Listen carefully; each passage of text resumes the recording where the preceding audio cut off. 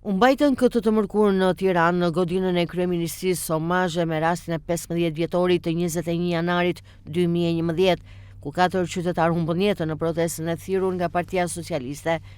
Kryeministri Edi Rama në fjalën e tij para familjarëve të viktimave u shpreh se situata u përshkallëzua pas përpjekjes së policisë për të shpërndarë tubimin ende pa u mbledhur.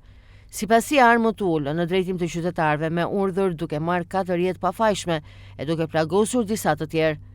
Kreu i qeverisë shtoi se pas vendimit të Gjykatës Evropiane për të drejtat e njeriut 2 vite më parë, prokurorët e posaçëm tashmë duhet ta kishin kërkuar deri tani drejtësinë.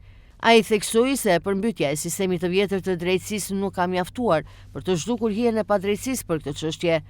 Ai kritikoi po ashtu edhe SPAK-un se është sjellë sikur 21 janari nuk ka ekzistuar, duke e thumbuar për çështje të tjera që kanë prekur antarët e lartë Partisë Socialiste. Deklaratat kryeministri Edi Rama i ka mbajtur pas homazheve të zhvilluara në bulevard, së bashku me familjarët e 4 protestuesve të vrarë. Gjatë homazheve u bë ecja e përvitshme duke vendosur lule në vendin ku ata humbën jetën.